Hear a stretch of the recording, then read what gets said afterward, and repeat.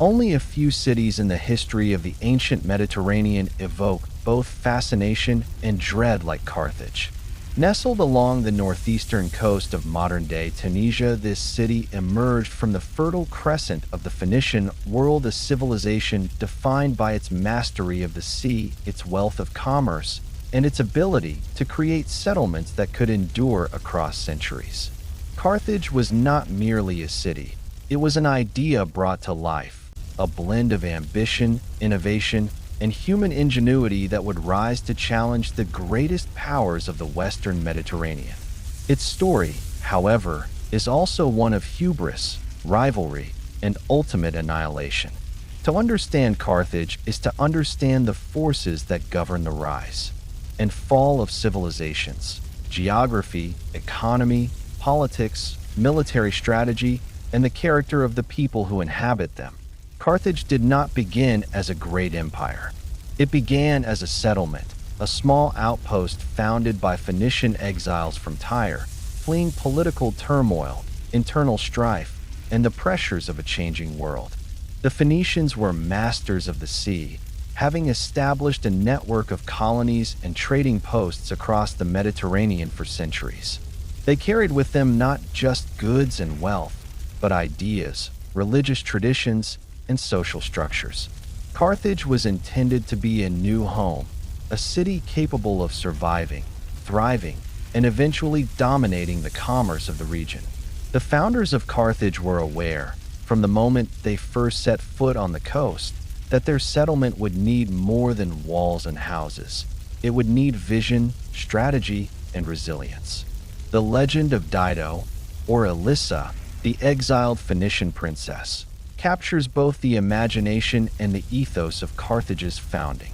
According to later accounts preserved by Roman historians and dramatized in Greek storytelling, Dido fled her homeland after the murder of her husband, bringing with her a retinue of loyal followers.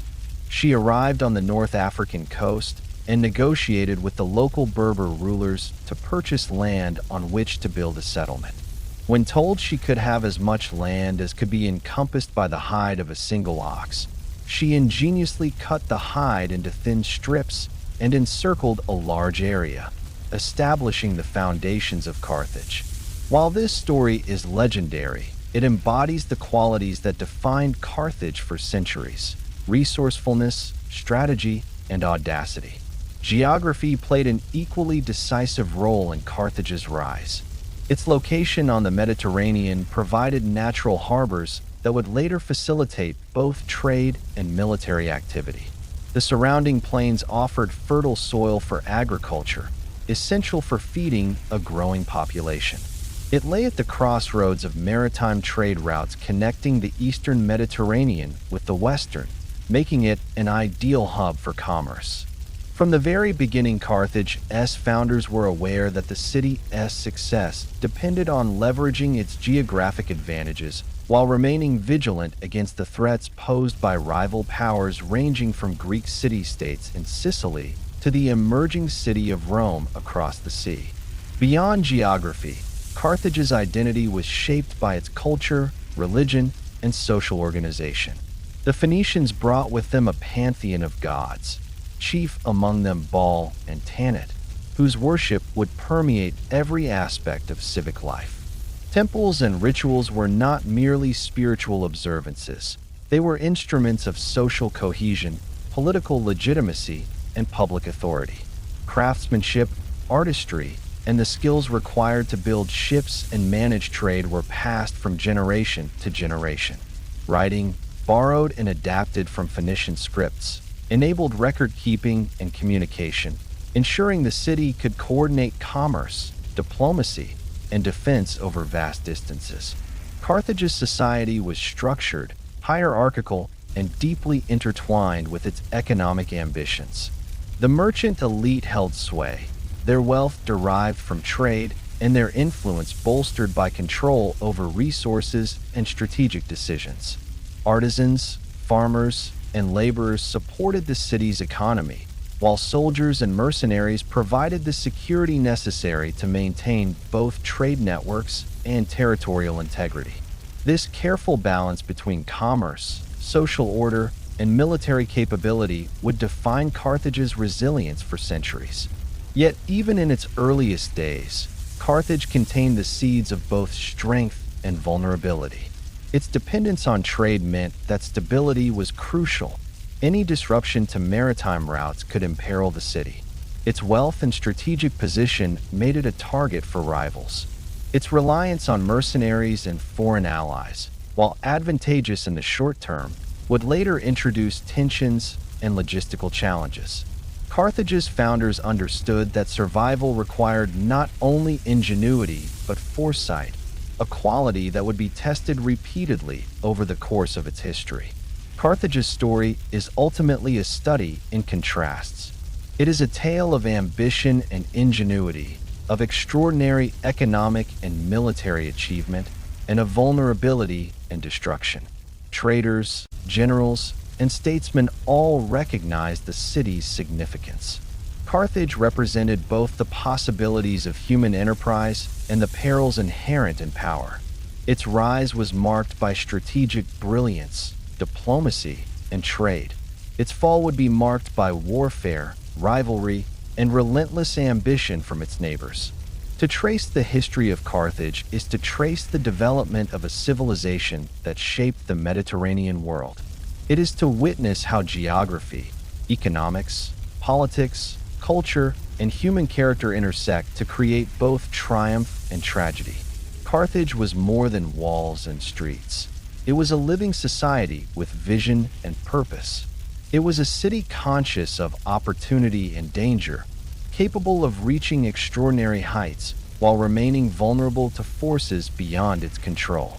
As we begin this journey through Carthage's history, it becomes clear that this is not simply a story of a city.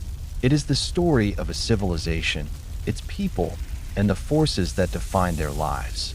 From the founding by Phoenician exiles to the audacious campaigns of its generals, from the bustling harbors to the corridors of power, Carthage exemplifies both the genius and the fragility of human endeavor. Its story reminds us that even the greatest civilizations are subject to the forces of chance, conflict, and human ambition, and that the lessons of the past endure long after walls have crumbled. Carthage's shadow continues to loom in history, not because it survived, but because it exemplifies the delicate balance between creation and destruction, ambition and prudence. It teaches that wealth and strategy, no matter how skillfully employed, cannot alone guarantee survival. The city's story is a meditation on power, resilience, and the impermanence of human achievement, a meditation that continues to captivate historians, scholars, and audiences alike. In understanding Carthage, we understand more than a single city or a single people. We understand the forces that shape civilizations, the interplay of geography, commerce, politics, culture, and military might. We see the choices that elevate a city to greatness, and the pressures that eventually bring it to the brink of annihilation. Carthage is, in every sense, a mirror for human ambition, a symbol of both the heights that can be achieved and the fragility that accompanies all human endeavor. The story of Carthage begins not with a city, but with a journey across the Mediterranean by a people whose lives were shaped by the sea. In the 9th century BCE, the Phoenicians were already a maritime civilization of remarkable skill, originating from the narrow coastal strip of modern-day Lebanon. In cities such as Tyre, Sidon, and Byblos, these were people whose existence was bound to the sea, whose wealth and influence were derived from trade, and whose cities were carefully constructed to balance commerce, defense, and culture. Yet despite their skills and ingenuity, the Phoenicians faced political turbulence at home. Tyre, a powerful city-state, was ruled by kings whose ambitions often caused internal conflict, leading to factional strife and the exile of certain families or groups. Out of this turbulence, the movement of settlers westward began not as conquest, but as opportunity. Among these settlers, a narrative emerges in later sources that has become almost mythic, that of Dido or Alyssa, a noblewoman who who fled Tyre after the murder of her husband and the threat posed by her brother's ambition. She carried with her not just her own survival, but a vision of creating a city that would endure, grow, and command respect far beyond the shores of her homeland. According to legend, Dido negotiated with the local inhabitants, often described as Berbers, to purchase land. She was granted as much territory as could be encompassed by the hide of a single ox. In an act of ingenuity that defines her character and foreshadows the ingenuity of Carthage itself, she cut the hide into extremely thin strips and linked them together, enclosing a surprisingly large area of land. Within these boundaries, she established a settlement that would evolve into Carthage. While historians debate the literal truth of this story, the underlying principle is clear. The foundation of Carthage was deliberate, strategic, and deeply conscious of opportunity. Geography played a decisive role in this decision. The site of Carthage offered a protected bay, ideal for harboring ships, which would become the lifeblood of trade and naval power. To the west lay fertile plains capable of supporting agriculture sufficient to feed a growing population. To the north, the Mediterranean stretched endlessly, offering access to trade routes that linked the Phoenician world to distant shores in Sicily, Sardinia, Spain, and beyond. The region's climate and resources provided both opportunity and challenge, enough to build wealth, yet requiring careful management to avoid scarcity. Carthage's founders demonstrated an acute understanding of geography, recognizing that survival and prosperity depended on exploiting natural advantages while mitigating vulnerability to external threats. The early settlers did not arrive empty-handed. They carried knowledge and technology refined over centuries of maritime trade. Shipbuilding skills allowed them to construct vessels capable of navigating treacherous seas, while techniques in agriculture, metallurgy, and pottery ensured that the settlement could sustain itself and expand. Craftsmen and artisans brought with them Phoenician design, from the decorative to the functional, shaping the early aesthetic and practical infrastructure of the city. Writing, borrowed from the Phoenician alphabet, enabled administration, trade contracts, and communication with distant colonies, laying the foundations for Carthage's sophisticated bureaucracy. Religion was woven into every facet of Carthage's foundation. Early on, the settlers established shrines and temples to Baal, the storm and fertility god, and Tanit, the goddess associated with protection and fertility. These religious practices were not merely spiritual. They reinforced social cohesion, validated political authority, and guided ethical and communal behavior. Rituals, offerings, and festivals became integral to civic life, binding together the population and providing legitimacy to leaders who governed both the spiritual and temporal realms.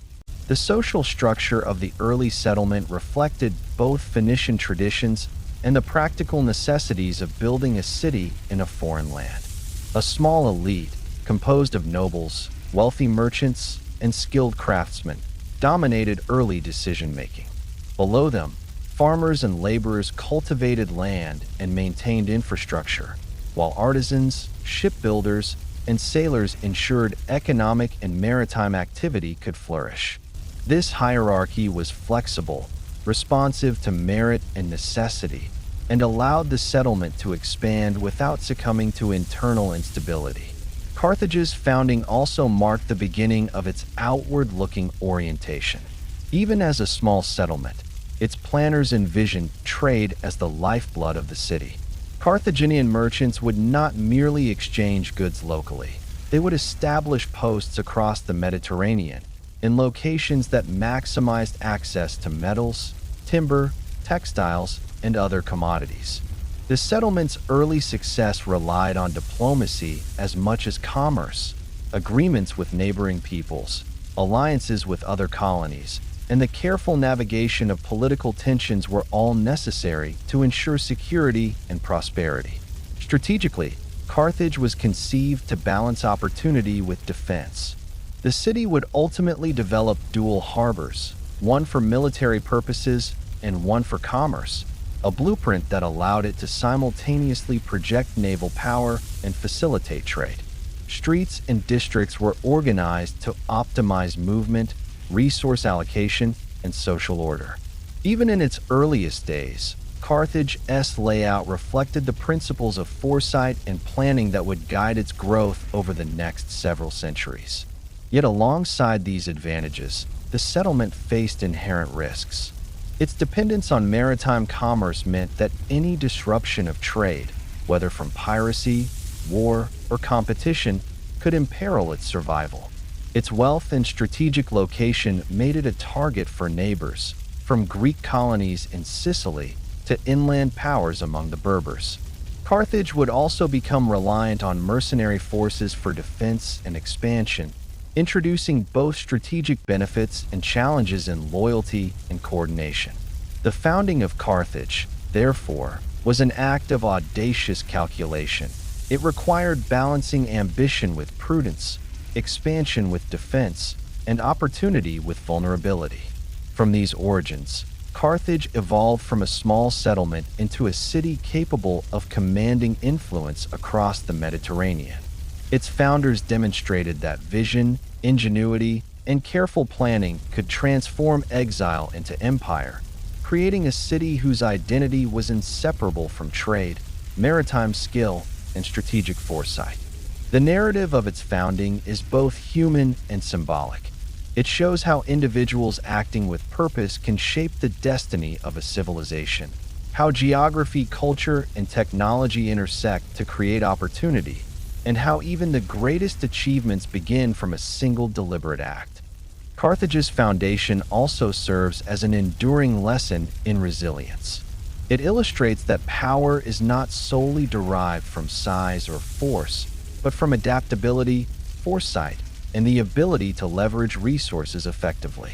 The city's early success laid the groundwork for a civilization that would become a dominant maritime and commercial power, challenging established states and later confronting the growing might of Rome itself.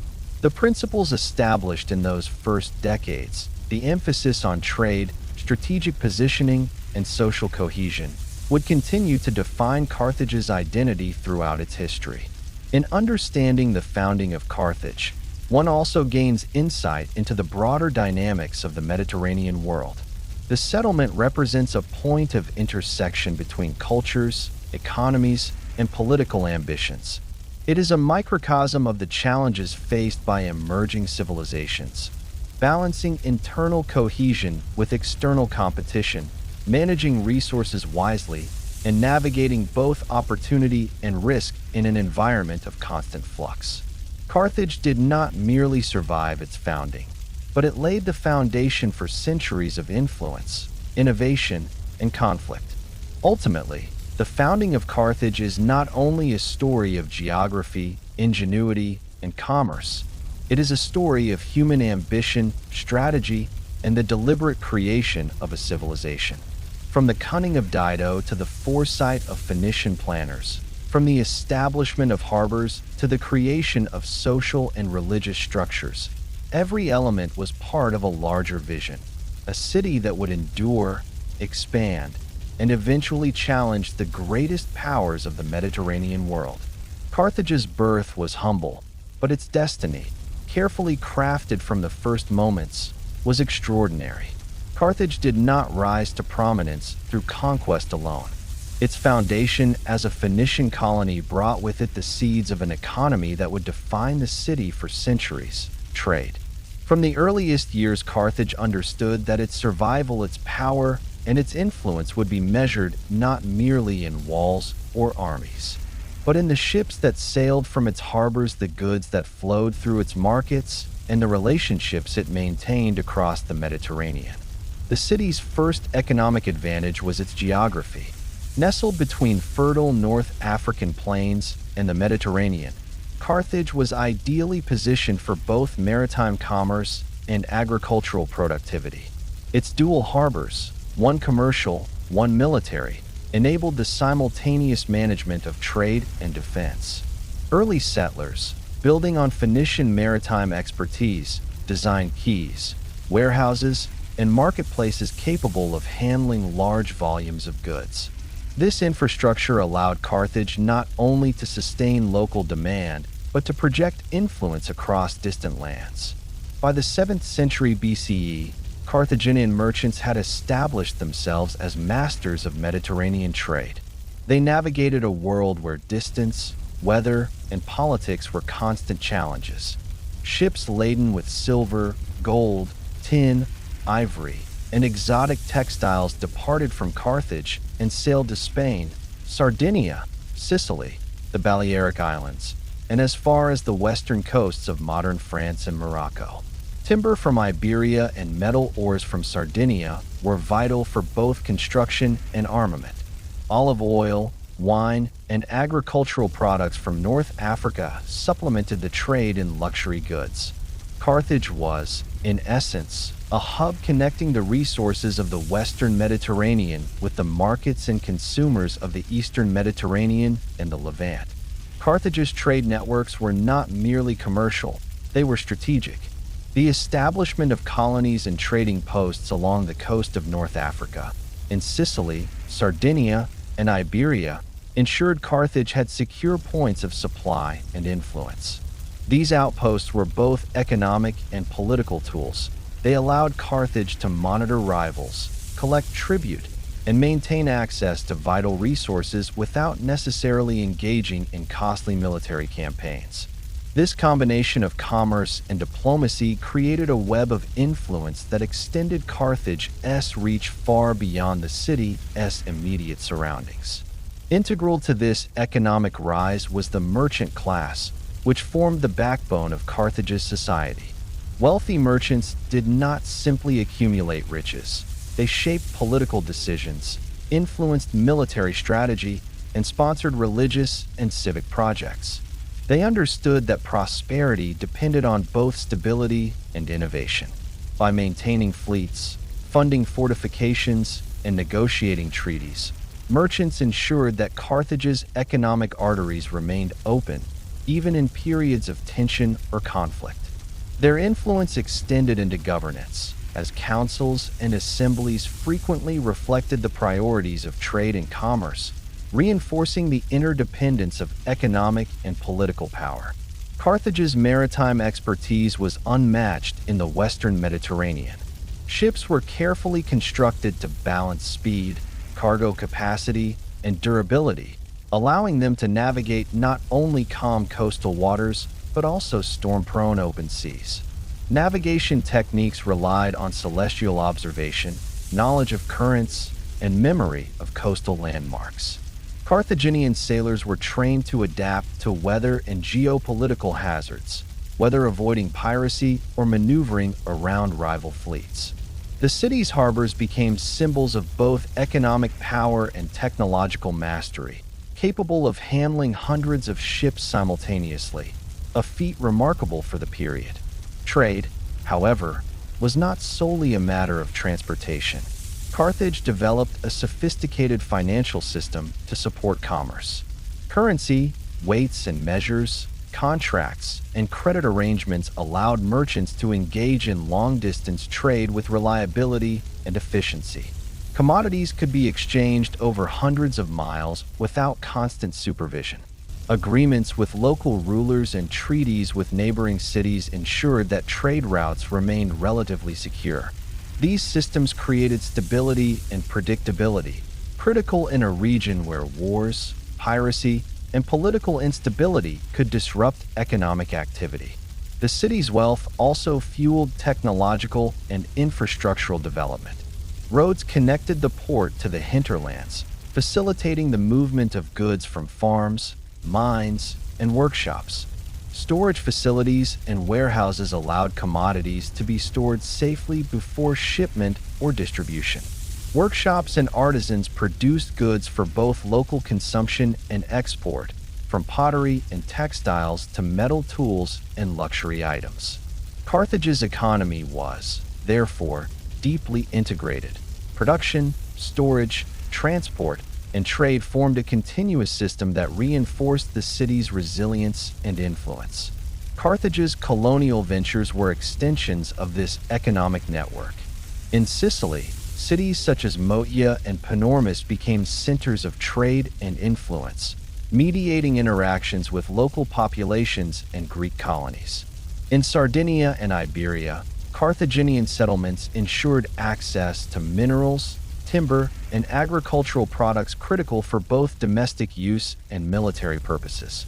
These colonies often operated semi-independently, maintaining local garrisons and administration, but they remained firmly under the economic and strategic influence of Carthage. This network of colonies gave the city not only wealth but intelligence, as information about rival powers, weather patterns, and local politics flowed back to the capital. However, wealth alone was insufficient to guarantee security. Carthage integrated its military strategy with economic interests. Merchant vessels were protected by warships, and trading posts were garrisoned to prevent raids or rebellions. Naval strength ensured the uninterrupted flow of goods, while alliances and diplomatic agreements minimized the risk of disruption. Carthage's economy and military were inseparable. Prosperity depended on security, and security was funded by prosperity. This strategic integration allowed Carthage to endure when other city-states faltered, making the city resilient against both political and environmental challenges. Carthage's economic model was not without vulnerability. Reliance on distant colonies and maritime trade made it dependent on regional stability and the loyalty of allies. Competition from Greek cities in Sicily and later Rome posed significant threats to Carthaginian dominance. Piracy, natural disasters, and internal disputes among the merchant elite could disrupt commerce, creating ripple effects throughout the economy. Moreover, the wealth generated by trade attracted the envy and hostility of neighboring powers, setting the stage for future conflicts that would test Carthage's resilience. Yet, despite these challenges, Carthage thrived. Its prosperity allowed the city to fund ambitious infrastructure projects, from harbors and warehouses to temples and public buildings. The city's wealth also financed military campaigns, supporting mercenary armies and war fleets that projected power across the Mediterranean. Carthage became synonymous with both economic ingenuity and strategic foresight, a city where commerce, politics, and military strength were inextricably linked. The impact of Carthage's economic rise extended far beyond its walls. Across the Mediterranean, other states observed and sometimes emulated its model. Trade networks influenced cultural exchange, bringing ideas, technologies, and artistic styles across regions. Carthaginian merchants, interacting with Greeks, Iberians, Berbers, and others, became conduits of information and innovation. The city's economic success reshaped regional dynamics, making Carthage both a partner and a rival in the complex web of Mediterranean politics and commerce. In reflecting on Carthage's economic rise, one recognizes the deliberate intelligence behind its success. The city's founders and leaders understood that power is not merely territorial, it is structural. They built systems of commerce, governance, and military protection that reinforced one another. They leveraged geography, maritime skill, diplomacy, and strategy to create an enduring economic engine. And they did so with an awareness of both opportunity and vulnerability, understanding that the prosperity of a civilization is always intertwined with the management of risk, the cultivation of alliances, and the foresight to adapt to changing circumstances. Ultimately, the economic rise of Carthage demonstrates a principle that resonates throughout history. Wealth and power are deeply connected, but their endurance depends on integration, strategy, and human ingenuity. Carthage's trade networks were more than conduits of goods. They were instruments of influence, tools of strategy, and a reflection of the city's character. In the ports, markets, and colonies of Carthage, one can trace the patterns of ambition, foresight, and adaptation that would shape its destiny, setting the stage for both extraordinary achievements and the challenges that lay ahead, particularly in its eventual confrontation with Rome. Carthage was never a monarchy in the conventional sense, nor could it be considered a democracy as we understand it today.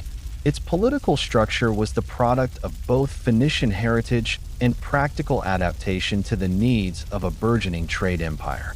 At its core, Carthage's governance was designed to balance the competing demands of commerce, military necessity, and civic cohesion.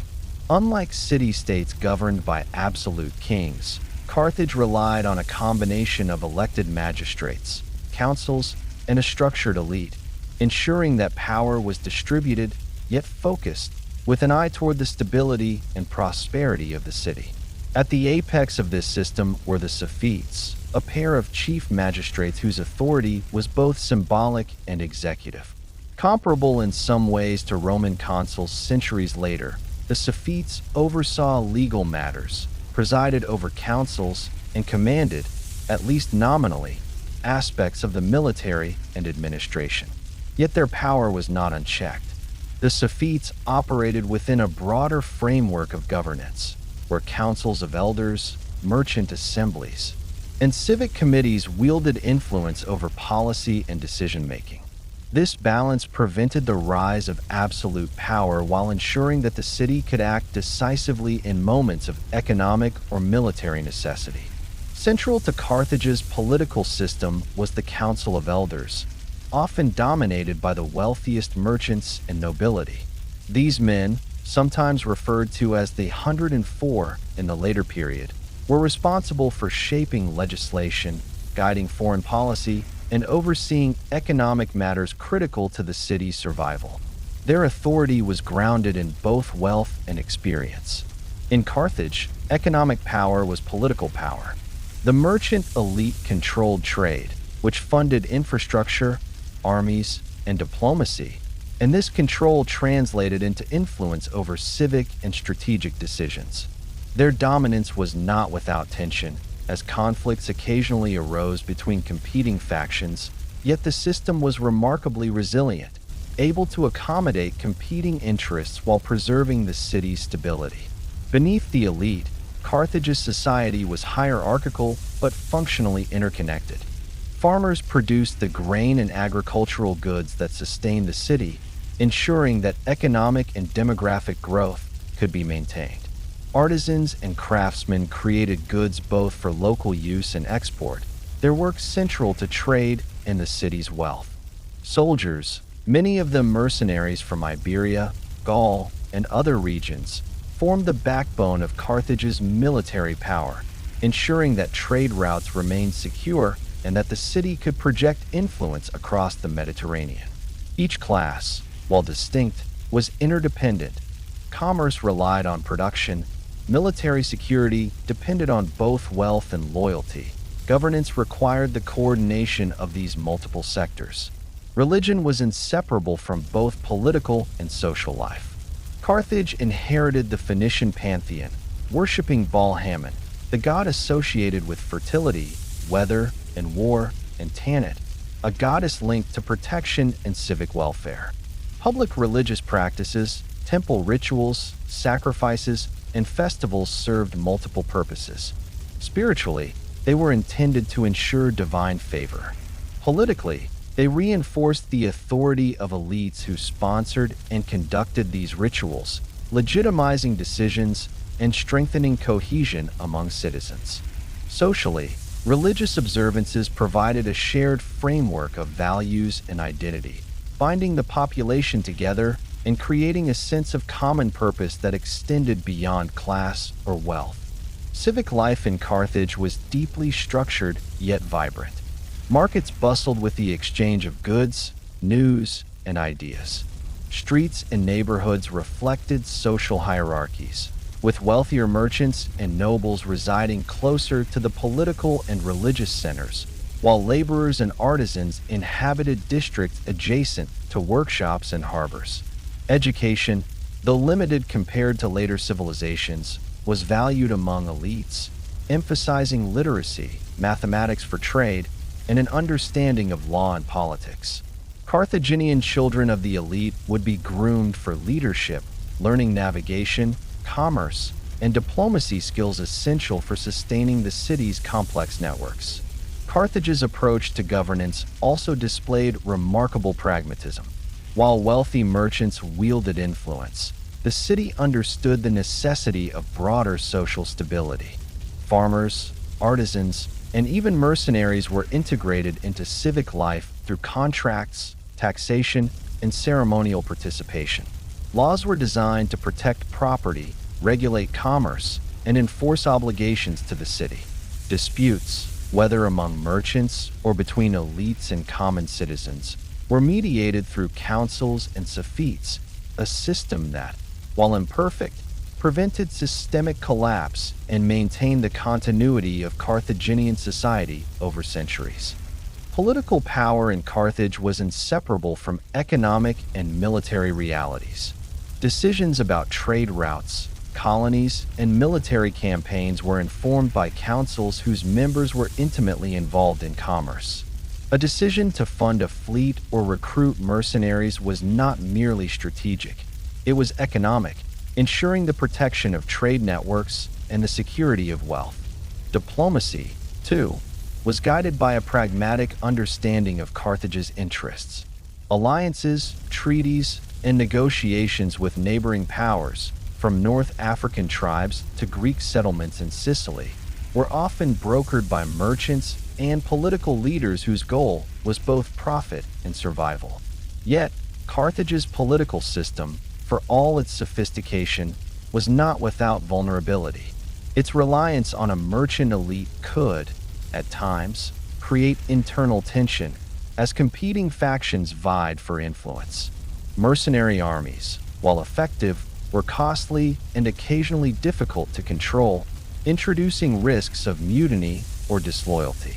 Carthage's prosperity, combined with its strategic location, made it a target for external powers, necessitating constant vigilance and careful balancing of internal and external pressures.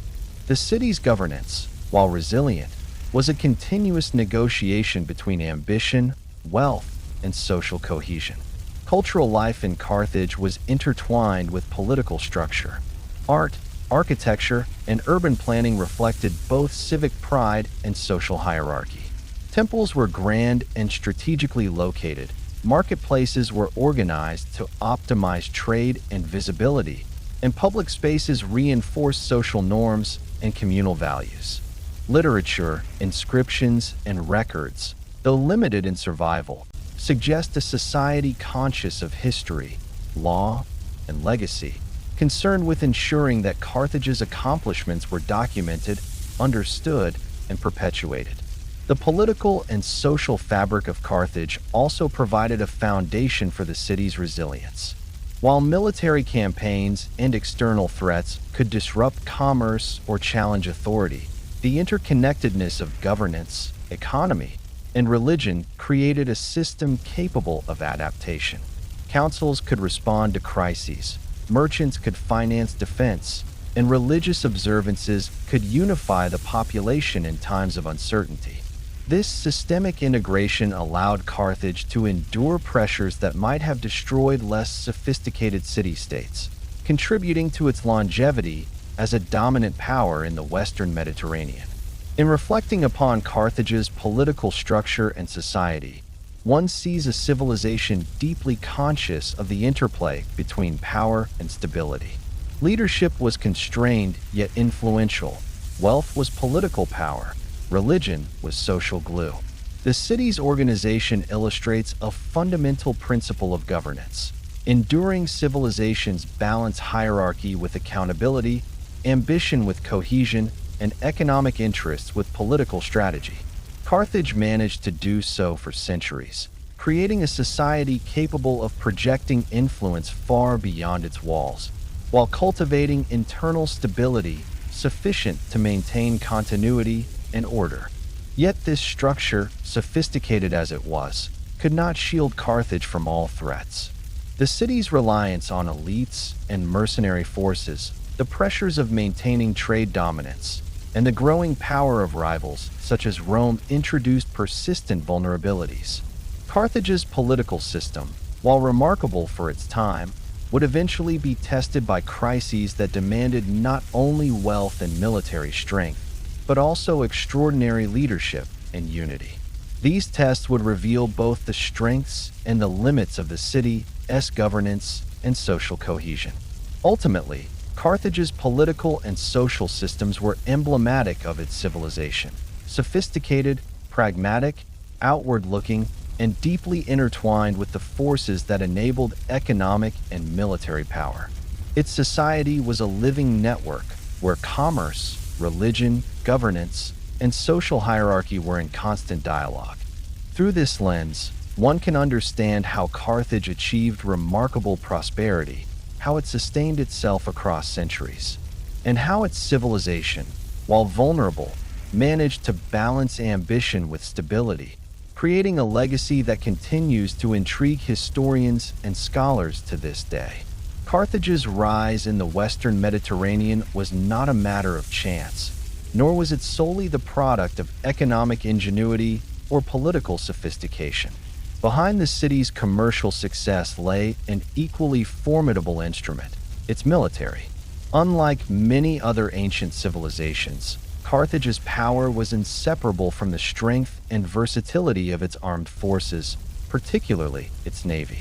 The city understood from its earliest days that wealth without protection was fragile, that commerce was vulnerable to piracy, and that influence depended on the ability to project power across both land and sea. The origins of Carthaginian military power are intimately tied to the city's Phoenician heritage. The Phoenicians were a maritime people whose culture emphasized the mastery of the sea, shipbuilding, and navigation. Carthage inherited and refined these skills, transforming a small trading outpost into a city capable of commanding fleets that dominated vast stretches of the Mediterranean. Unlike contemporary states that relied primarily on citizen militias, Carthage innovated by employing professional soldiers and mercenaries, drawing from Iberia, Gaul, Numidia, and other regions.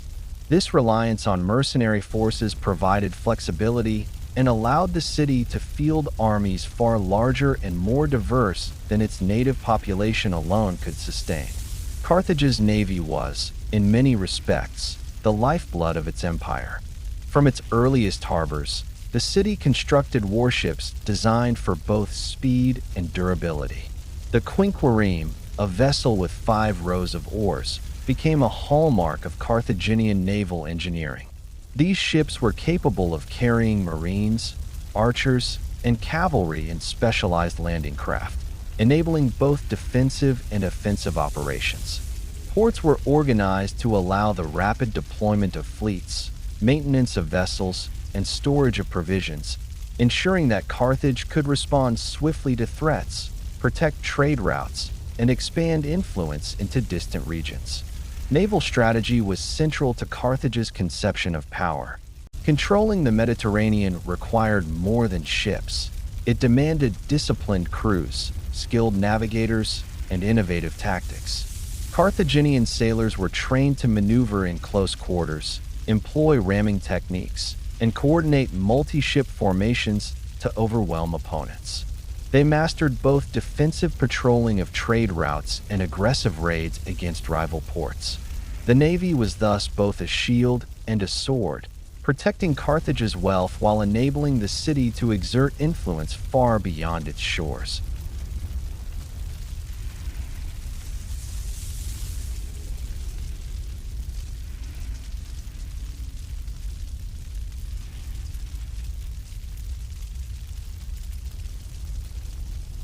Military power in Carthage was intimately tied to economic and political considerations. Armies were expensive, requiring funding for salaries, provisions, equipment, and logistical support. Wealth generated by trade allowed Carthage to maintain a standing force, contract skilled mercenaries, and construct a fleet capable of controlling sea lanes. Political councils and the merchant elite closely monitored military expenditures, recognizing that the effectiveness of Carthage's armed forces directly influenced both commerce and governance. Strategic decisions were thus informed by a dual imperative: to protect the city's economic lifelines and to ensure its political dominance across the region. Carthage's military campaigns were diverse, reflecting both defensive and expansionist goals.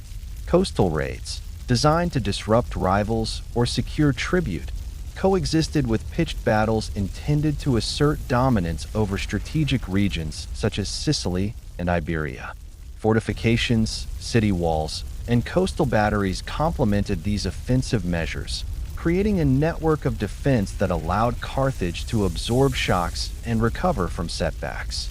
The integration of navy and army operations was critical.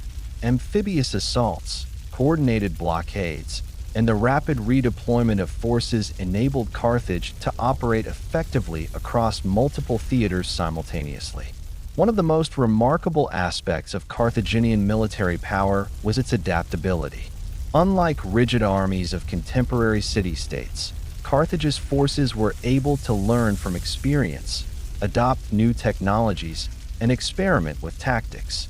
The use of war elephants in campaigns, for instance, demonstrated both innovation and psychological insight, exploiting the fear these massive creatures inspired in enemy ranks. Similarly, Carthaginian commanders adjusted their strategies according to terrain, opponent composition, and the logistical realities of extended campaigns.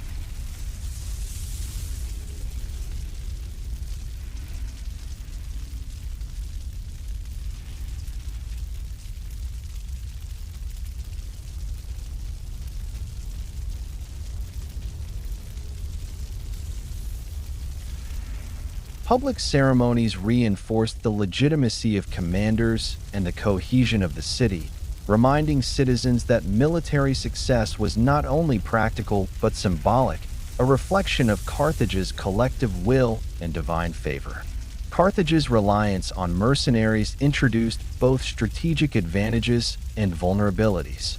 Mercenaries could be highly skilled, supplementing native forces with expertise in specialized combat techniques. Yet loyalty was contingent on payment, success, and leadership. Periods of financial strain or political instability could trigger mutiny, desertion, or rebellion.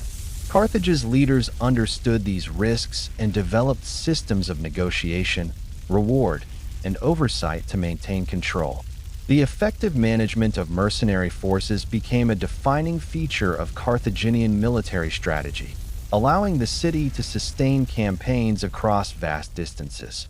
The integration of trade, diplomacy, and military power further exemplifies Carthage's strategic genius. Naval superiority protected commerce, while the army enforced the city's influence over colonies and allied territories. Political councils, informed by merchants and generals alike, coordinated economic and military priorities. Carthage's ability to harmonize these spheres created a resilient civilization, capable of weathering both internal and external pressures and projecting influence in a region dominated by competition, alliances, and shifting power balances. Yet, despite these strengths, vulnerabilities persisted. Over-reliance on mercenaries introduced risks of fragmentation. Economic dependency on trade exposed Carthage to disruption from rival navies or natural disasters. Strategic errors, misjudgments of enemy capability, or overextension could and eventually would prove catastrophic. The very qualities that allowed Carthage to rise, adaptability, maritime skill, and reliance on diverse force, would, under the pressure of sustained conflict with Rome, expose structural weaknesses that no amount of ingenuity could fully remedy.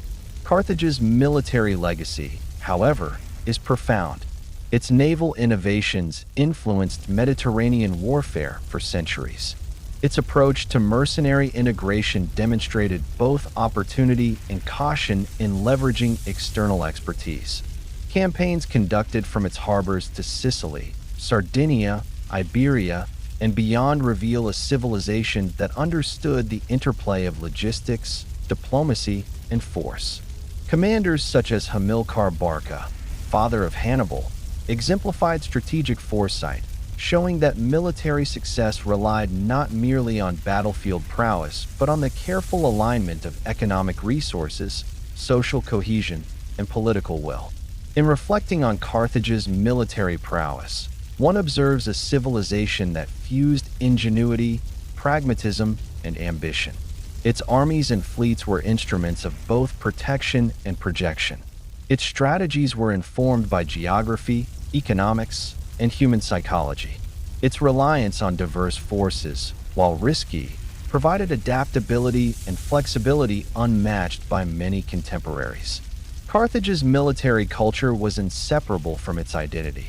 A city built on commerce, yet aware that survival required the disciplined application of force, the careful management of alliances, and the constant vigilance necessary in a world of competition and uncertainty. The city's integration of naval and land power, its strategic foresight, and its attention to logistics and diplomacy collectively positioned Carthage as the preeminent power of the Western Mediterranean for centuries. This military foundation allowed Carthage to expand trade, maintain colonies, and confront rivals with confidence. It set the stage for the most famous episodes in the city's history: Hannibal's audacious campaigns in Italy, the series of Punic Wars with Rome, and the city's final struggle for survival.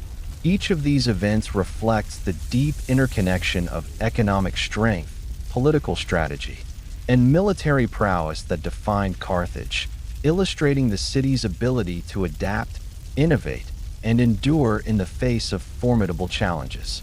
In sum, Carthage's military and naval power was more than an instrument of war. It was a reflection of the city's identity, its ambitions, and its strategic vision. The integration of diverse forces, the reliance on skilled mercenaries, the development of sophisticated fleets, and the coordination of military and economic priorities created a civilization capable of commanding the Mediterranean. Its successes and vulnerabilities alike illuminate enduring lessons about power. That wealth must be protected, that strategy requires flexibility, and that even the most formidable military can be challenged by persistent rivals, unforeseen circumstances, and the limits of human endeavor. Carthage's armies and fleets were not merely tools. They were embodiments of a civilization's will, a civilization whose legacy would continue to fascinate and instruct for millennia. The story of Carthage's confrontation with Rome is inseparable from one man, Hannibal Barca.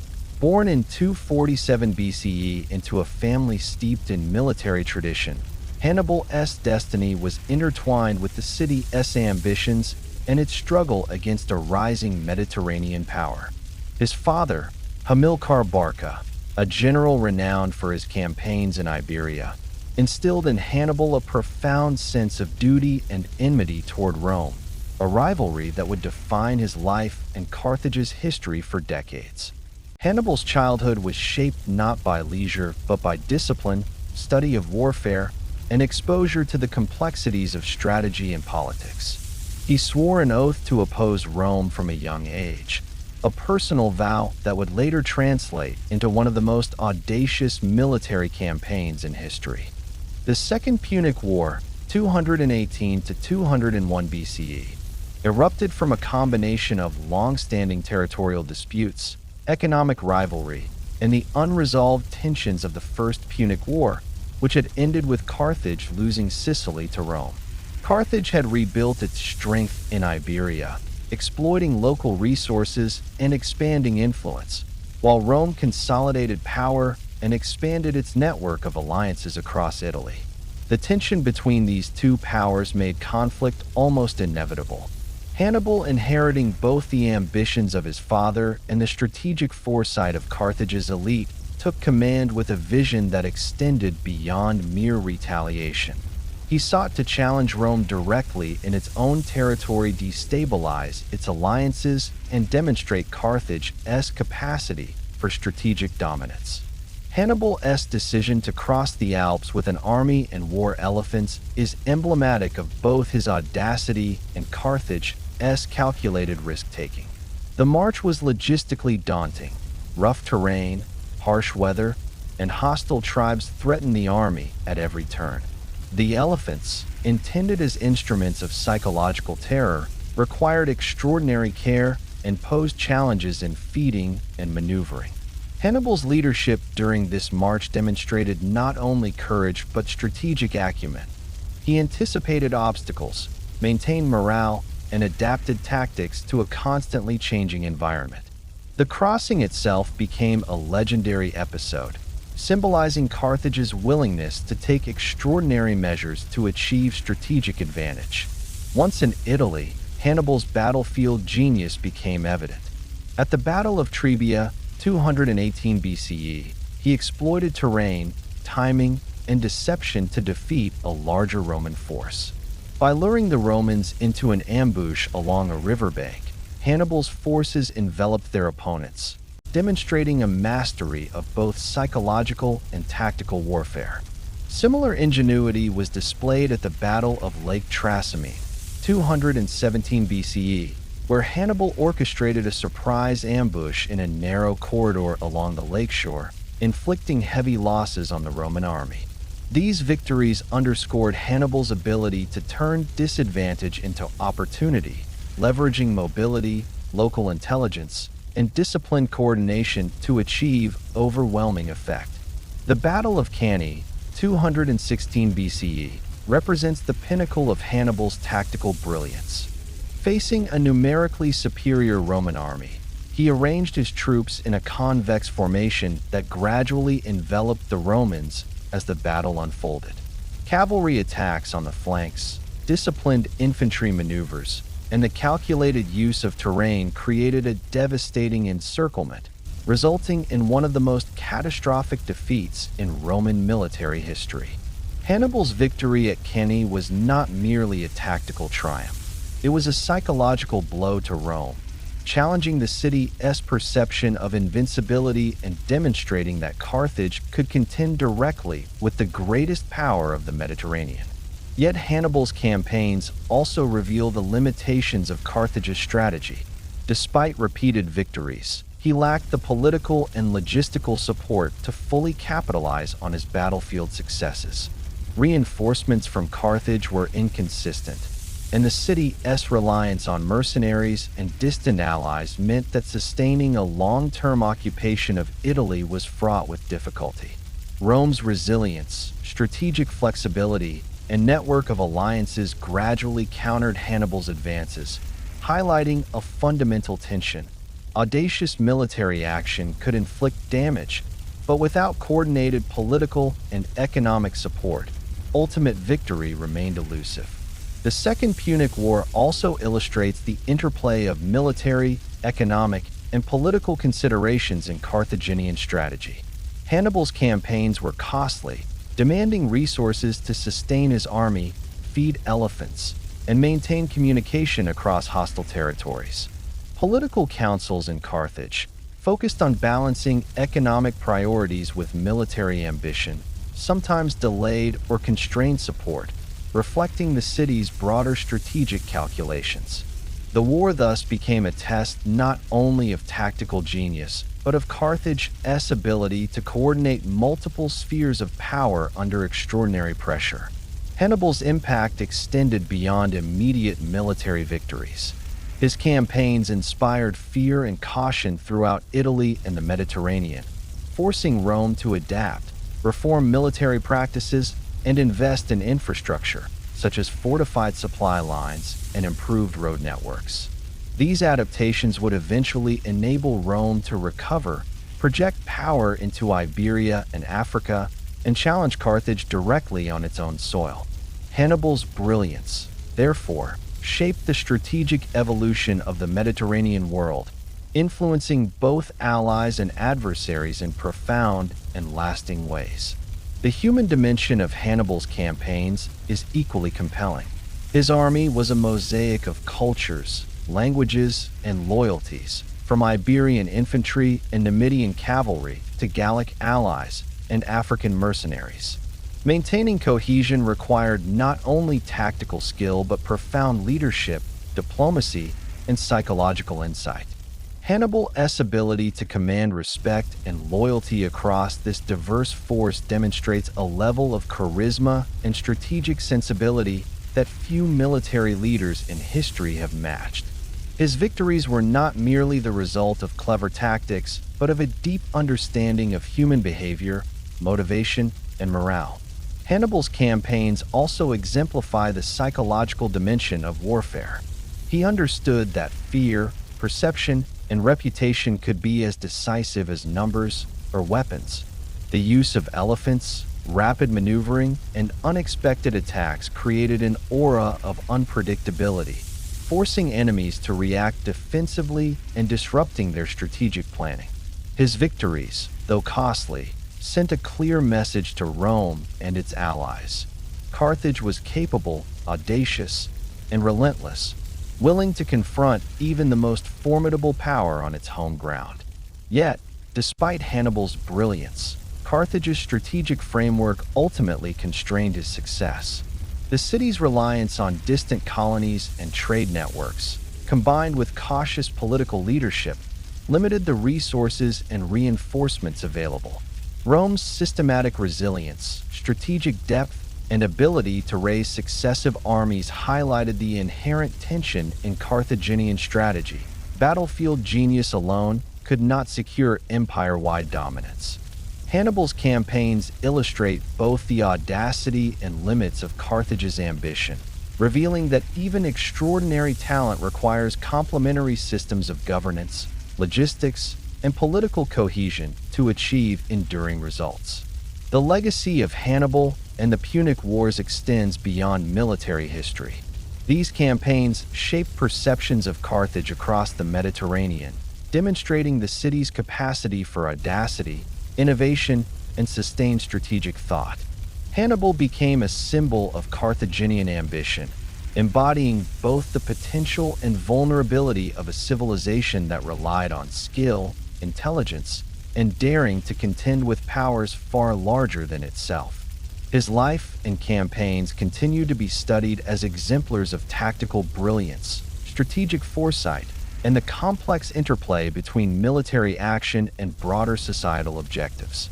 Ultimately, the story of Hannibal and the Second Punic War is a testament to Carthage's identity, a civilization defined by ambition, intelligence, and adaptability, yet constrained by the limits inherent in its political, economic, and social structures.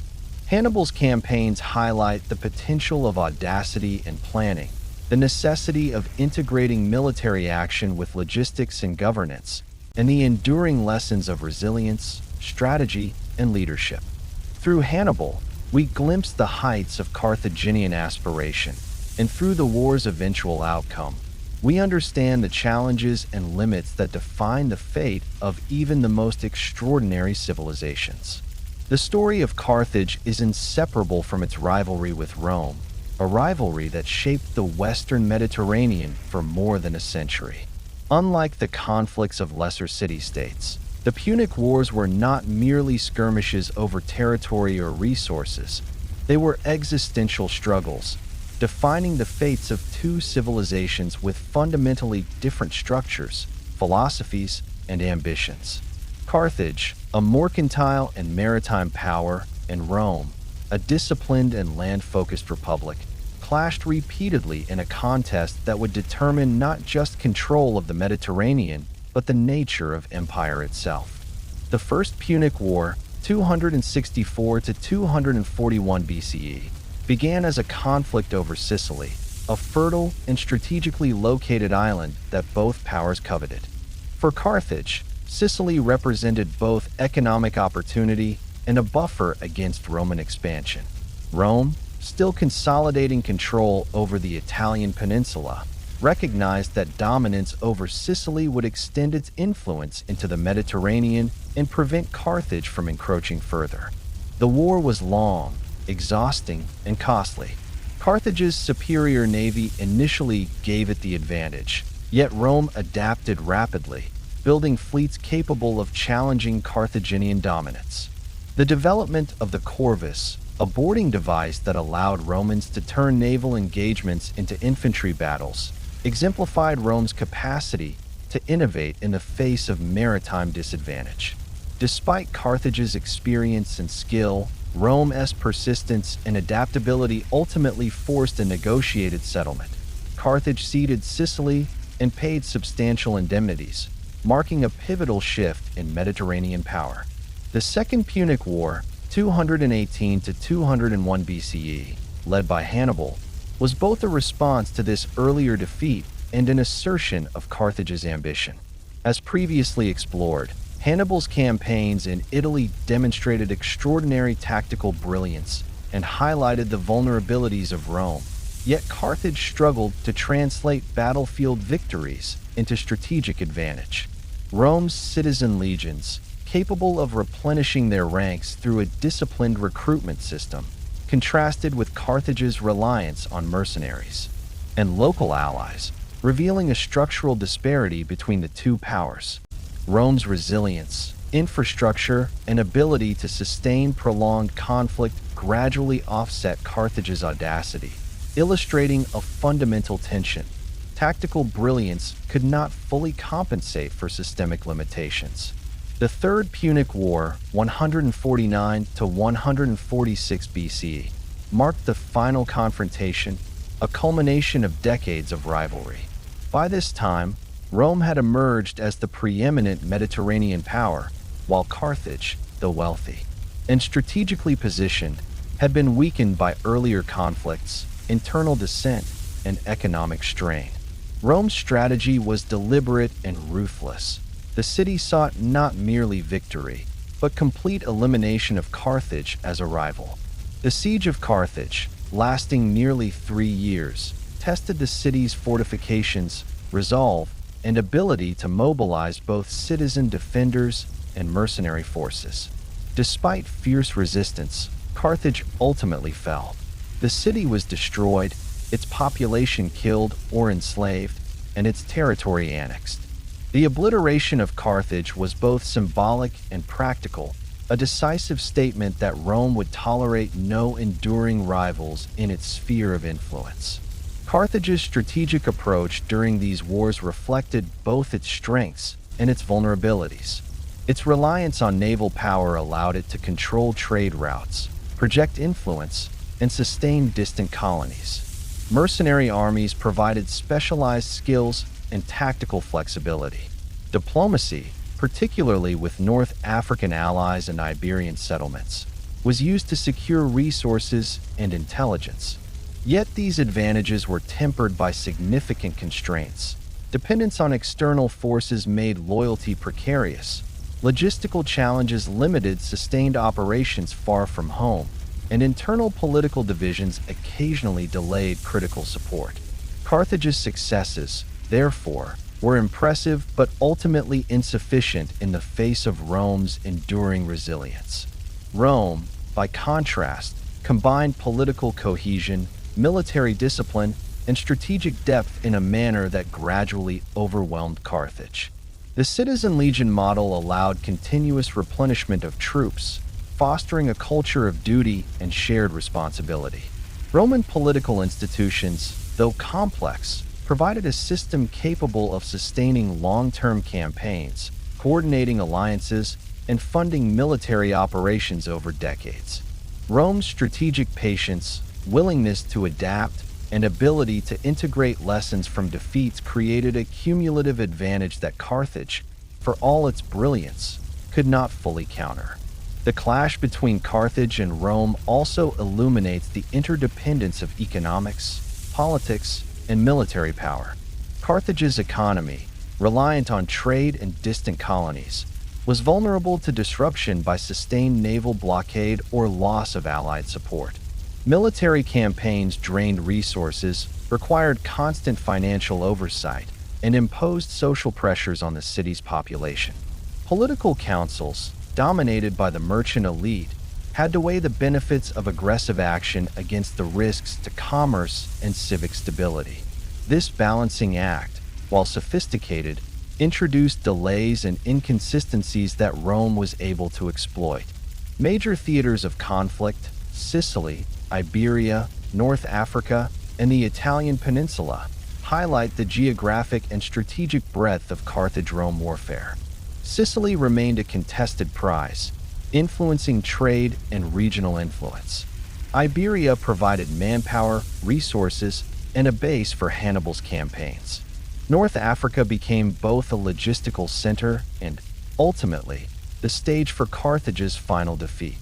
Rome's ability to operate across these theaters, maintain supply lines, and coordinate political and military objectives reflected a systemic advantage that Carthage struggled to match, despite its expertise in local knowledge, naval mobility, and tactical ingenuity. Carthage's reliance on mercenary forces is a recurring theme in these conflicts. Mercenaries provided indispensable combat skills, but loyalty was contingent on payment, success, and confidence in leadership.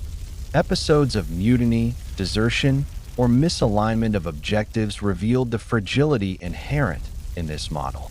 Rome's citizen armies, integrated into a cohesive political military structure, contrasted sharply with this approach, demonstrating that structural resilience and civic commitment can outweigh tactical skill in prolonged conflicts.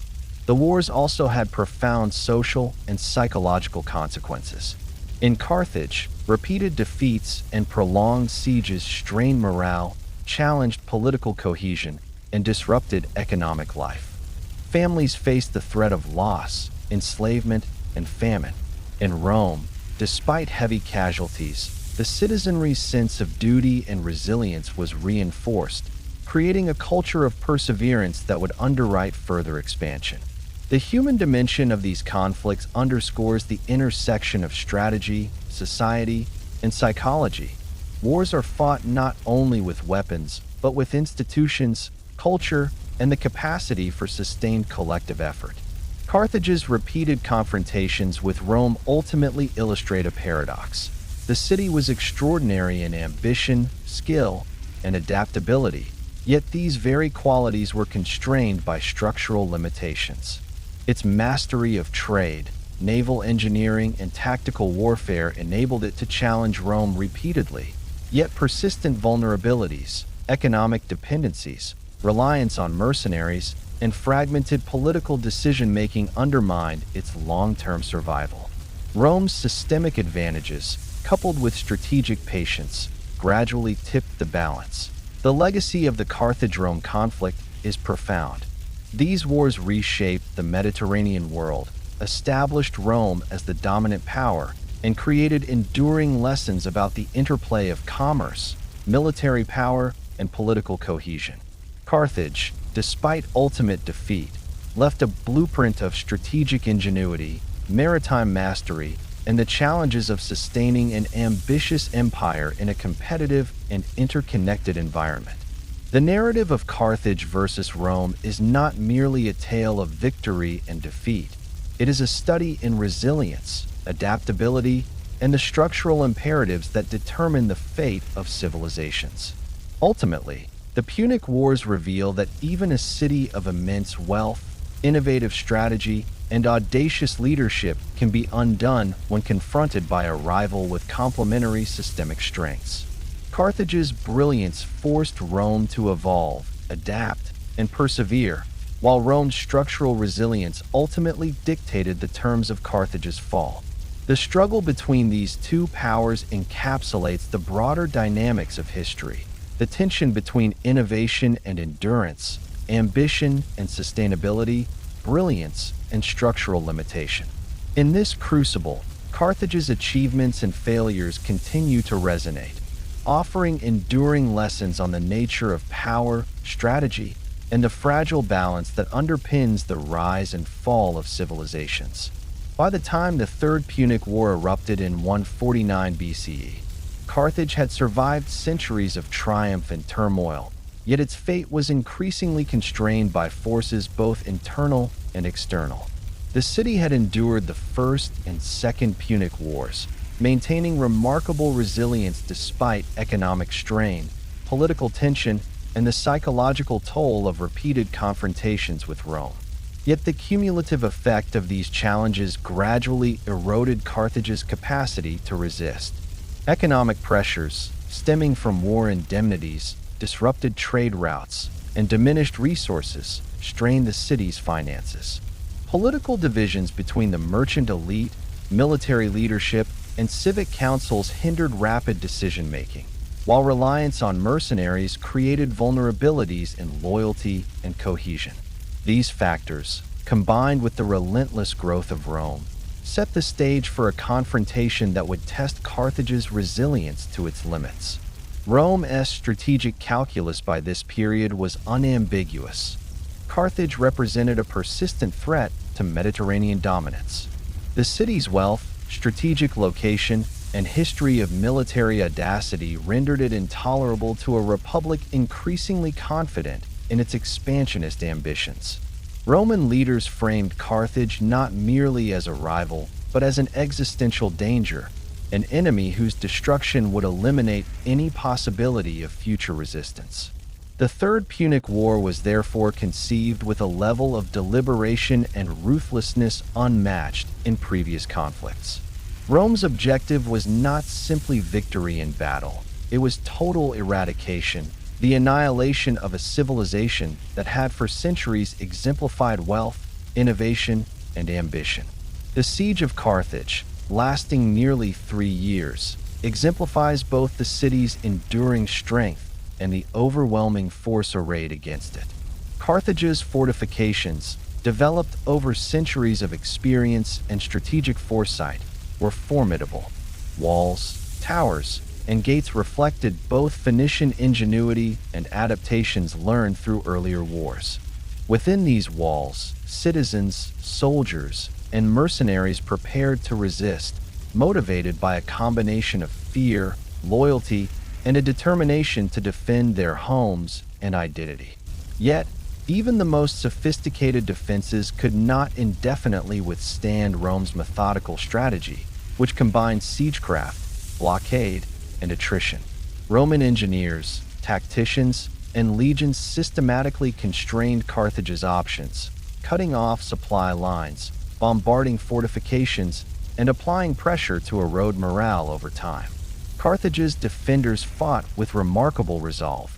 Mercenaries, citizen soldiers, and even civilians participated in the defense, constructing improvised fortifications, launching counterattacks, and attempting to exploit knowledge of the city's geography. The urban landscape became both a battlefield and a refuge, with narrow streets, fortified districts, and defensive positions used to delay the Roman advance. Yet these measures, though courageous, could not compensate for the disparity in manpower, resources, and strategic depth. Rome's persistence, organization, and capacity to sustain prolonged campaigns eventually overwhelmed the city, highlighting the limitations of even the most prepared and resourceful urban civilization when confronted by an opponent with superior systemic strength. The eventual breach of Carthage's walls marked not only a military victory, but a profound cultural and psychological catastrophe. Roman forces systematically destroyed buildings, burned homes and temples, and leveled infrastructure, leaving the city unrecognizable. Citizens faced death, enslavement, or forced displacement, creating a human toll that was both immediate and symbolic. Carthage's destruction was deliberate, a signal to the wider Mediterranean world that Rome tolerated no rivals and would enforce its dominance with uncompromising force. The obliteration of the city extended beyond the physical realm. Centuries of culture, architecture, civic institutions, and accumulated knowledge were disrupted, leaving only fragments and memory for posterity. Economic consequences were equally severe. Trade networks, colonies, and regional influence that had been carefully cultivated over centuries collapsed almost overnight.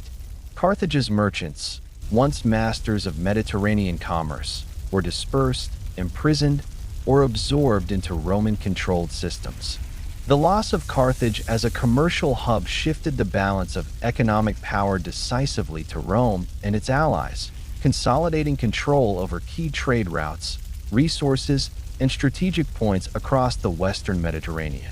The destruction of wealth, infrastructure, and human capital illustrates how war can extinguish not only military capacity, but also the economic foundations of a civilization. The social impact of Carthage's fall was profound. Families were separated, communities dismantled, and civic life erased. The psychological effects on survivors and neighboring populations were immense. The eradication of an entire urban civilization created a climate of fear and submission, reinforcing Rome's image as an unstoppable power. Yet, even in destruction, Carthage's story persisted in memory, literature, and historical reflection. Chroniclers, historians, and later generations preserved the narrative of a city that had achieved extraordinary wealth, displayed remarkable military skill, and challenged one of history's most formidable powers. Carthage's fall also underscores enduring lessons in strategic and political vulnerability. Despite wealth, naval power, and military innovation, the city could not overcome structural disadvantages, reliance on external forces, and the cumulative effects of previous wars.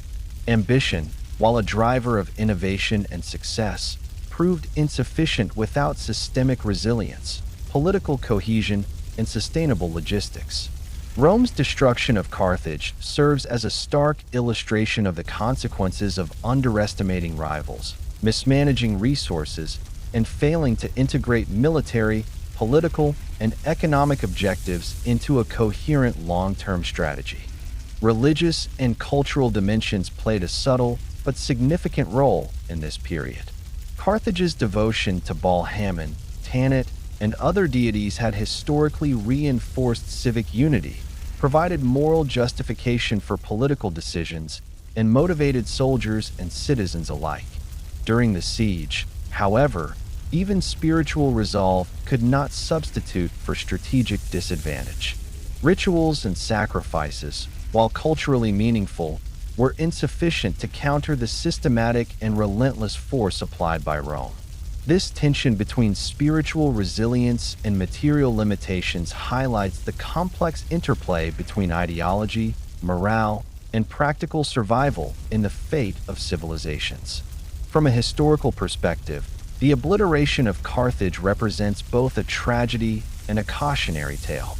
It illustrates the fragility of even the most accomplished civilizations when exposed to relentless external pressure, internal division, and overextension.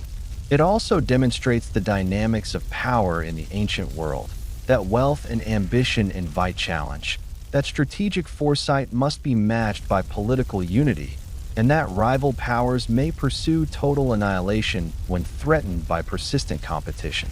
Carthage's decline and fall provide enduring insight into the mechanisms by which empires rise, sustain themselves, and ultimately perish.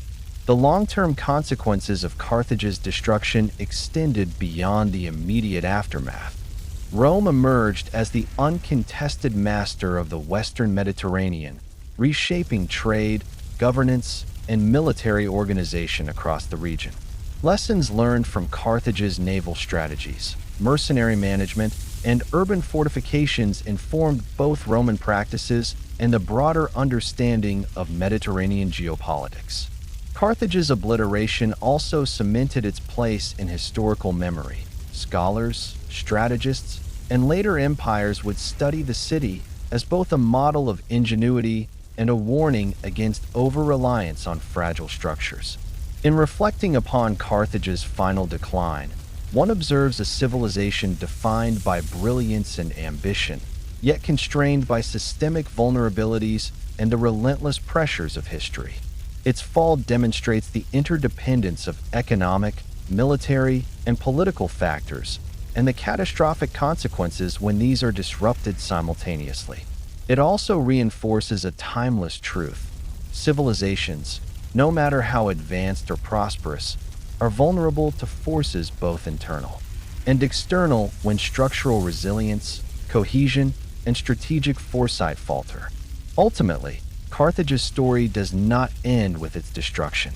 The city's influence endured in maritime practices, trade networks, and military strategy. Its memory inspired both contemporaries and future generations, serving as a touchstone for understanding the precarious balance of ambition, power, and survival. The obliteration of Carthage is a sobering testament to the stakes of empire, the consequences of rivalry, and the fragility of human achievement. It is a story of destruction, yes, but also of enduring lessons that echo across the centuries, reminding us that brilliance, wealth, and audacity must always be tempered by resilience, unity, and strategic foresight. Although the physical city of Carthage was obliterated in 146 BCE, its legacy persisted far beyond its ruins. Carthage was not merely a city, it was a civilization defined by ambition, innovation, and strategic acumen. Its imprint on the Mediterranean world and the consciousness of subsequent generations reveals how a civilization's influence can outlive its physical presence, shaping ideas, institutions, and practices for centuries. To understand Carthage's legacy is to understand the enduring power of commerce, maritime mastery, and military ingenuity, and how ambition, even when ultimately thwarted, can leave an indelible mark on history. Carthage's maritime legacy is perhaps the most tangible. Phoenician sailors had already laid the groundwork for seafaring excellence. But Carthage elevated these skills into an empire-spanning mastery of the Mediterranean. Carthaginian shipbuilding, navigation techniques, and naval tactics informed maritime practices long after the city's destruction. Roman naval engineers, despite their eventual dominance, studied and adapted Carthaginian innovations, integrating aspects of ship design, fleet organization, and amphibious tactics into their own military apparatus. The importance of controlling sea lanes, ensuring supply lines, and coordinating naval and land operations principles so central to Carthage became foundational for subsequent Mediterranean powers. Carthage's trade networks were another cornerstone of its enduring influence. The city had established colonies and trading posts from Iberia to North Africa, linking local economies to a vast commercial network. Goods such as silver, tin, ivory, and textiles flowed through Carthaginian ports, enabling wealth accumulation and facilitating the spread of ideas, technologies, and cultural practices. These networks not only contributed to Carthage's prosperity, but also created a template for the integration of commerce and political power. Later empires, including Rome and the Byzantine Empire, benefited from the lessons embedded in these trade structures. The strategic importance of ports, the use of commercial alliances to secure influence, and the integration of economic and military logistics. Carthage also left a military and strategic legacy that influenced subsequent civilizations. Its use of diverse mercenary forces, combined with innovative battlefield tactics and flexible deployment strategies, illustrated both the potential and the limitations of multi-ethnic armies. The campaigns of Hannibal, in particular, became case studies in audacious strategy, logistics management, and psychological warfare. Military thinkers throughout history, from antiquity through the Renaissance and into modern strategic studies, have examined Hannibal's maneuvers, the crossing of the Alps, and the Battle of Cannae as exemplars of bold, calculated risk-taking. Carthage demonstrated that strategic ingenuity could challenge even the most disciplined adversaries, leaving a lasting impression on military thought. The city's political structures and societal organization also resonate in history. Carthage's combination of councils, magistrates, and merchant-led governance created a hybrid system balancing elite influence with civic administration. While not a democracy in the modern sense, its mechanisms of consultation, decision-making, and social integration reflected sophisticated political thinking. Carthage demonstrated how commerce, governance, and military planning could be intertwined, providing lessons in the coordination of multiple spheres of power. Even in defeat, These lessons informed subsequent city-states and empires, offering insight into the management of resources, negotiation of alliances, and integration of social, economic, and political objectives. Carthage's cultural contributions further cemented its legacy. Religious practices, artistic achievements, and architectural innovations shaped the Mediterranean cultural landscape. Temples, inscriptions, and iconography reveal a civilization attentive to both spiritual expression and social cohesion. The veneration of deities such as Baal-Hamon and Tanit, while often misunderstood or misrepresented by later sources, reinforced civic identity and connected communities across colonies. Even after the city's destruction, elements of Carthaginian culture, ritual practices, linguistic traces, and artisanal techniques persisted in neighboring regions and influenced Roman and later Mediterranean societies. The symbolic legacy of Carthage is equally significant. For Rome and subsequent civilizations, Carthage became a cautionary exemplar of ambition, hubris, and resilience. Roman historians, including Polybius and Livy, depicted Carthage as both a formidable adversary and a moral lesson, a wealthy, audacious city ultimately undone by persistent rivals and internal limitations. This narrative, though shaped by Roman perspectives, underscores the enduring psychological and historical impact of Carthage's rise and fall. Carthage came to symbolize both the potential for human ingenuity and the dangers of overreaching ambition, offering timeless lessons on strategy, governance, and the fragility of even the most accomplished civilizations. Carthage's story also influenced intellectual and literary traditions. Renaissance and Enlightenment thinkers referenced Carthage in discussions of empire, warfare, and statecraft. Hannibal's campaigns, in particular, became a source of fascination for strategists, writers, and historians seeking examples of bold initiative, tactical mastery, and the limits of power.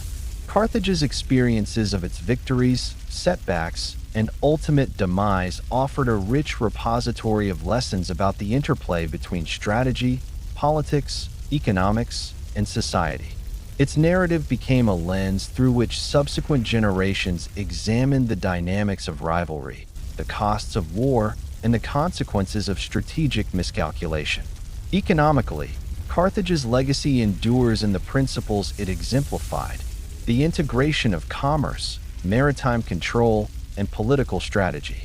Its networks anticipated the dynamics of global trade, demonstrating how wealth, security, and influence are interdependent.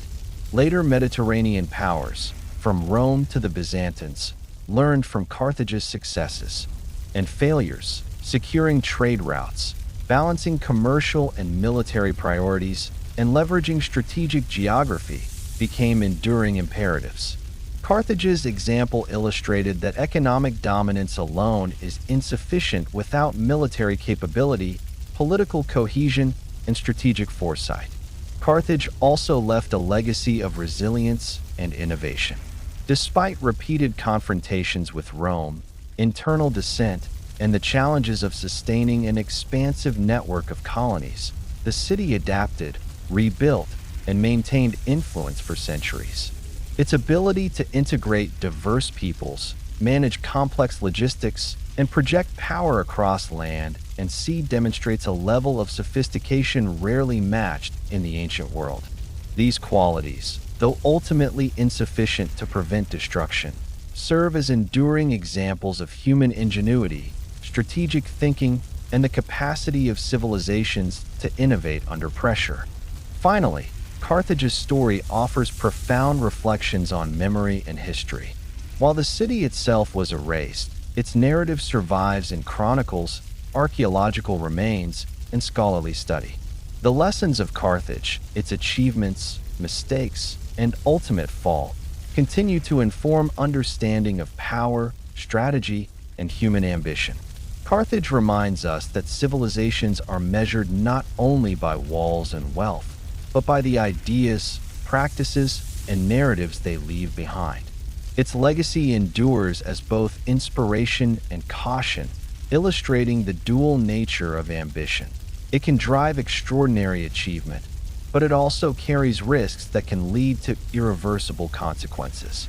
In sum, Carthage's legacy encompasses maritime mastery, commercial innovation, military brilliance, political sophistication, cultural influence, and symbolic resonance. Its influence extends beyond its physical destruction, informing military strategy, economic theory, political practice, and historical reflection for millennia. Carthage exemplifies the duality of human achievement, capable of immense innovation, brilliance, and adaptation, yet subject to the fragile constraints of structural vulnerability, rivalry, and the unforgiving nature of history.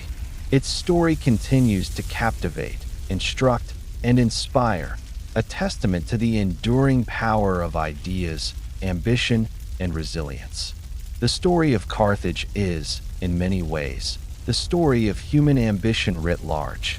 From its founding in the 9th century BCE by Tyrian settlers led by the legendary Dido to its meteoric rise as a mercantile and military powerhouse, and finally to its obliteration at the hands of Rome in 146 BCE, Carthage exemplifies both the heights of innovation and the fragility inherent in even the most accomplished civilizations. To study Carthage is to study the dynamics of power, the interplay between ambition and restraint, and how structural, economic, and strategic factors shape the destinies of cities and empires. It is to understand that brilliance, while awe-inspiring, is rarely sufficient in isolation. It must be accompanied by systemic resilience, political cohesion, and sustainable planning. Carthage's rise was predicated on remarkable foresight. Settlers from Tyre recognized the strategic and economic potential of the North African coast, establishing a city at a nexus of trade and fertile land. Through ingenuity, maritime skill, and the creation of an extensive network of colonies and trade posts, Carthage rapidly became the preeminent commercial hub of the Western Mediterranean. Its wealth facilitated the construction of formidable infrastructure, the funding of armies, and the pursuit of territorial influence. Socially, Carthage integrated religion, politics, and civic life in ways that reinforced unity, hierarchy, and resilience. Its government, with dual suffetes, councils of elders, and a merchant elite, provided a flexible yet organized system capable of managing both domestic and international affairs. The city's ability to harness resources, maintain cohesion, and project influence across the Mediterranean demonstrates the sophistication of Carthage's strategic vision. Yet Carthage's success was always tempered by limitations. Its reliance on mercenary forces, dependence on trade, and fragmented political decision-making created vulnerabilities that Rome, with its citizen legion system, disciplined political institutions, and strategic patience, could exploit.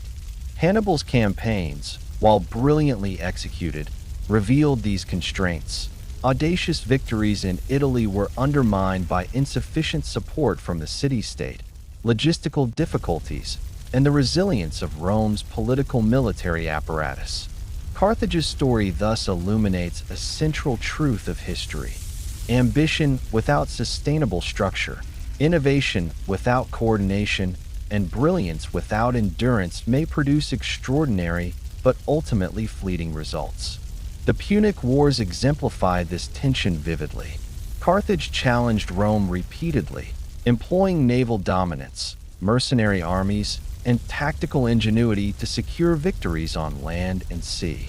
The First Punic War revealed Rome's adaptability, forcing Carthage to reconsider the limits of its naval advantage. The Second Punic War, dominated by Hannibal's audacious campaigns, demonstrated the power of strategy, psychology, and audacity. Yet the ultimate failure of these efforts underscores the importance of comprehensive planning, political unity, and sustainable logistics. The Third Punic War, culminating in Carthage's destruction, epitomizes the consequences of cumulative vulnerability, external pressure, and the relentless nature of historical competition. Carthage's obliteration was as complete as it was symbolic. Walls were breached, buildings razed, citizens killed or enslaved, and the city's territory annexed. Rome's actions sent an unmistakable message to the Mediterranean world. Rival powers would not be tolerated, and ambition unchecked by systemic strength could result in annihilation. Yet, even in destruction, Carthage's ideas, strategies, and innovations endured. Its maritime techniques informed Roman and later naval practices. Its mercantile model influenced the management of trade and colonies across empires. Hannibal's military genius became a study in audacity, tactical creativity, and psychological warfare. The memory of Carthage, preserved in literature, scholarship, and historical reflection, demonstrates that influence is not always tied to physical existence. Civilizations live on in ideas, culture, and lessons transmitted across generations. Carthage's story also serves as a profound cautionary tale about the interplay of ambition and vulnerability. The city's wealth, military skill, and audacious leadership were remarkable, yet structural fragility, economic dependency, political division, and reliance on mercenaries ultimately constrained its ability to endure. Rome's persistent pressure, systemic resilience, and ability to recover from losses highlight the importance of holistic strategic thinking. In this light, Carthage becomes more than a historical example. It is a lens through which to examine the dynamics of competition, the risks of overextension, and how societies balance innovation with stability. Beyond strategy and politics, Carthage's legacy is human and cultural. It represents the capacity for human ingenuity to create wealth, organize society, and project influence across vast distances. Its integration of religion, civic identity, and strategic planning demonstrates a sophisticated understanding of human motivation and social cohesion. Even in destruction, these aspects of Carthage persisted in memory, influencing Rome, subsequent empires, and modern historical consciousness. Carthage's narrative reminds us that civilizations are measured not solely by the survival of cities or empires, but by the endurance of ideas, techniques, and stories. Carthage also offers insight into the nature of historical memory. Its obliteration by Rome, while physically erasing the city, amplified its legend. Roman historians chronicled Carthage's brilliance, audacity, and eventual downfall, preserving lessons for future generations.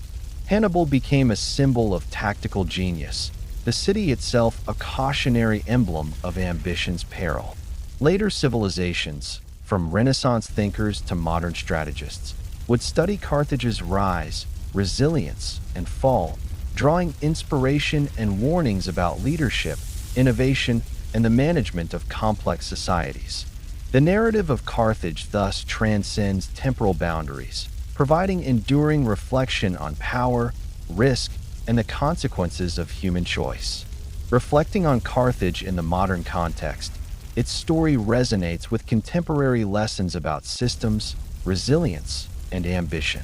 Cities, corporations, and nations continue to confront similar dynamics, balancing innovation with sustainability, audacity with caution, and wealth with structural integrity. Carthage illustrates that even extraordinary capability is insufficient without integrated planning and enduring cohesion. Ambition drives achievement, but strategic foresight and systemic resilience determine longevity. This duality, so clearly embodied in Carthage's history, offers timeless guidance for those navigating complex social, political, and economic landscapes. In conclusion, Carthage is a tale of contrasts, brilliance and vulnerability, ambition and constraint, triumph and tragedy. From its founding by a resourceful princess to the audacity of Hannibal, and ultimately to its obliteration by Rome, Carthage shaped the Mediterranean world and left enduring lessons. Its wealth, maritime mastery, and tactical innovations demonstrate the heights of human ingenuity. Its vulnerabilities, political challenges, and ultimate destruction reveal the limits of ambition untempered by systemic cohesion. Studying Carthage is to confront the forces that build civilizations and the forces that dismantle them, to understand both the potential and fragility inherent in human endeavor. Carthage's story remains timeless because it embodies universal truths about power, strategy, resilience, and legacy. It is a civilization that, though physically erased, continues to speak through history, teaching us about the possibilities of ambition, the consequences of hubris, and the enduring influence of ideas, culture, and innovation.